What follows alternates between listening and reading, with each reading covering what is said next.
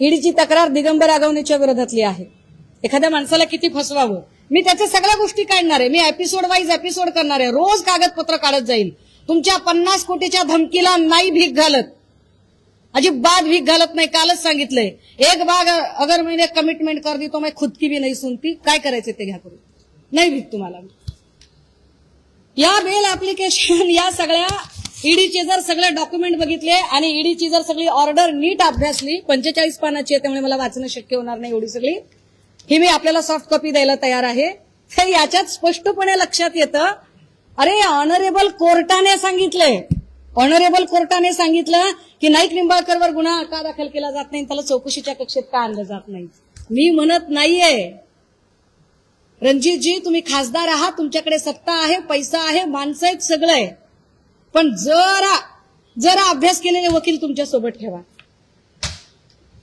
ह्या सगळ्यांमध्ये जर त्यांना असं वाटत असेल, ते काय म्हणाले की तुम्ही आमच्यावर बिनबुडाचे आरोप वगैरे करताय किंवा आम्ही अमुक एक केस करू, आम्ही तमुक एक केस करू. पहिली गोष्ट तर वकील साहेब, म्हणजे रणजित निंबाळकरांचे जे वकील आहेत, वकील साहेब तुम्ही अभ्यास करून येत जा. निंबाळकर तुम्हाला एवढी मोठी फीस देत असतील, त्याला साजेसा अभ्यास करा आणि मग याच्यावरती काही बोला. या सगळ्या प्रकरणामध्ये तुम्ही ज्या पद्धतीने मांडणी करताय, मुळात कदाचित तुम्हाला माहीतच नाहीये. माझा जो कन्सर्न आहे तो कन्सर्न, पोलीस स्टेशन हे फॅसिलिटी प्रोव्हायडर असले पाहिजेत, पण पोलीस स्टेशन जर छळछावण्या होत असतील तर अशा छळछावण्या घातक आहेत. लोकांचा कायद्यावरचा आणि एकूण न्याय व्यवस्थेवरचा विश्वास उडेल, तो उडता कामा नये, हा माझा जास्त कन्सर्न आहे. माझा कन्सर्न हा आहे की एखादं लेकरू आधी त्रासाला कंटाळून गेले आणि तुम्ही त्याच्यावर ती किती मुलांसोबत चॅट करत होती हे चॅट सांगताय. 1 मिनिटासाठी असं गृहीत धरू, बरं 1 मिनिटासाठी असं गृहीत धरू की एखाद्या मुलीने 2 मुलांसोबत चॅट केले, मग तुम्हाला अधिकार मिळतो मारायचा, तुम्हाला अधिकार मिळतो तिला टॉर्चर करायचा. कोण आहात तुम्ही, कुठले ठेकेदार आहात तुम्ही, तुम्हाला कुणी अधिकार दिला हे सगळं करायचा.